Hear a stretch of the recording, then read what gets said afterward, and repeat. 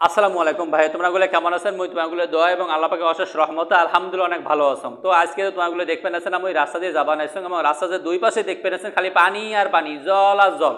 ইলে কে দেখবেন সেটা না পরে খবর আছে, দেখবেন রাস্তার মাঝখানে গেছে ভাঙ্গি। তোমরাগুলো যদি কখনো এরকম রাস্তা দিয়ে চলাফেরা করেন তাহলে কিন্তু অবশ্যই সাবধানে চলাফেরা করবেন। তার কারণ কি জানেন, মানে সাবধানে কোনো মাইন্ড নাই। এই যে দেখবেন আছে পানিগুলো জলের মতো দেখা যায়, এই যে গ্রামটা কিন্তু একেবারে ভাসি নিয়ে গেছে, একেবারে জানেন না একটা করে ঘরের মধ্যে টুয়ের উপরে পানি উঠছে।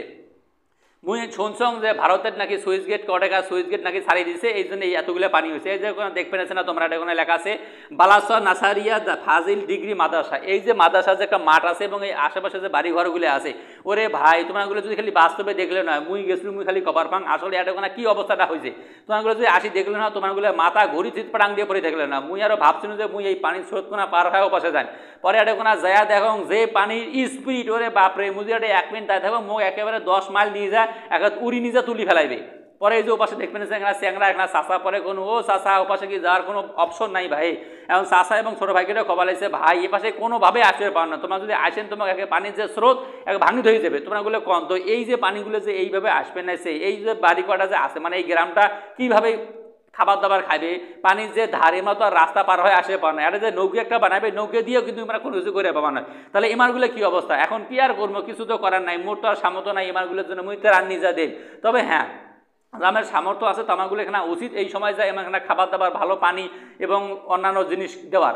কি আর করবো এখন, যেহেতু মোর করার সামর্থ্য নাই কিছু, সেই জন্য অনেক না থাকিয়া এখন চলিয়ে আসলাম। এখন চলিয়ে আসতে আসতে দেখুন রাস্তার মাঝের মধ্যে এখন কাইম্যান ঝাট জাল ডাঙাচ্ছে। আমার এখন ঝাট জাল কয়, তোমার যদি কাইম কোনটা কী কয় হ্যাঁ কন, অনেকের জায়গাতে আছে চটকা জাল কয়। এখন মেলাগুলো মাছ উঠছে, মুই এই মাছগুলো না নিয়ে ভাবনু যেহেতু ছোটো ছোটো মাছগুলো ছাড়ি দিন। এখন আগে থেকে যে মাছ কটা মারি থুইছে সেই মাছ কটা আমি তোমাগুলো দেখ পাচ্ছি, এখন প্রায় 1.5 মণ মাছ হবে। এখন কি আর করবো, মাছের মাছ তো আর হামাক দেবে নয়, এখন ওটা জাল বাদ দিয়ে এখন আরেক জালে এটা এখন আসবে নাসি। এটা আসি দেখি ওরে বাপরে বাপারে মানুষের অভাব নেই আর জালের অভাব নেই, একেবারে 15-20টা জাল লাগাইছে। পরে একজনের কমানের সঙ্গে ভাই এটা ওখানে কি মাছ ওরে কয়, ভাই কী কর মাছ ওরে না, মানে এটা ওখানে এই যে জামার ও যে একটা কথা আছে না, কারো পৌষ মাস কারো সর্বনাশ, এই কথাটা কি এখনও জানেন? ওই যে অনেকে আছে এই বাড়ির যে পুকুর আছে মানে ডিগির মধ্যে 1000 টাকা খরচ করিয়ে মাছ চাষ করছে, মানে কি মাছের পোনা ছাড়ি দিচ্ছে। এখন সেই মাছের পোনাগুলো কী হয়েছে, এখন এই যে পানি যে হঠাৎ করিয়ে ছাড়ি দিচ্ছে ভারতে, তারপরে কটেকার নাকি সুইচ গেট ছাড়ি দিছে, এই পানিগুলো আসার কারণে দেখা হলে শোক দিয়ে মানে পুকুরে যে পোনাগুলো আছে না সেই পোনাগুলো এখন ভাসি ভাসি আসবে নেছে, আর এমরা মনে আনন্দে মাছ মারবে নেছে। পরে আমি কোনো ভাইলে বেসবানো কয় দৌড় ভাই আমরাই পাই না তোমাকে ফিরে বেসামো, কি আর করি মনে দুঃখে। পরে কোনো আরেকখানে যায় দেখুন কী করা যায়। পরে ওই জালালা যখন দিলে না, পরে এই পাশে আগা বানিয়েছেন গুড়ি পায় তো আগা বানিয়েছেন, সবাই মুখ দেখি কী কয় জানেন, কয় ভাই তোমরা ভিডিও করবে নেছেন, তোমরা কি টিকটক করে নে, তোমার চ্যানেল আছে? কম ভাই মোর ভিডিও করবে নেছ, কোনো টিকটক কিছু করো না ভাই, মোরে না ছোটো পেজ আছে, কি আর করবো। করার পরে দেখো এই যে এই পাশে আমি গুড়ি পাই হাট পেনেছ, এই পাশে আসি দেখ ওরে বাপরে বাপ এক চাষা যে মাছ মারছে। পরে চাষা কোনো ভাই এতগুলো মাছ তোমার কি ভাই কজন খাওয়াইয়া, তোমরা বুড়ে বুড়ি নাই বেড়া বেড়ি আছে? কয় না ভাই মোর বেড়া বেড়ি আছে, এলাও ছোটো। তার চিন্তা করো তো এই বয়সে বলে বেড়া বেড়ি এলাও 6-7 বছর বয়স। ও কি আর করবো, আল্লাহ দিছে, এখন আল্লাহর ফসল কিছু তো আর করা যাবে।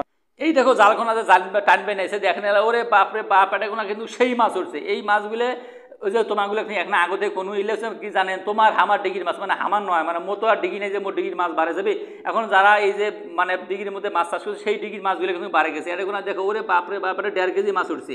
এখন এই যে 1.5 কেজি মাছগুলো যে উঠছে এই মাছগুলো কিন্তু সেই স্বাদ।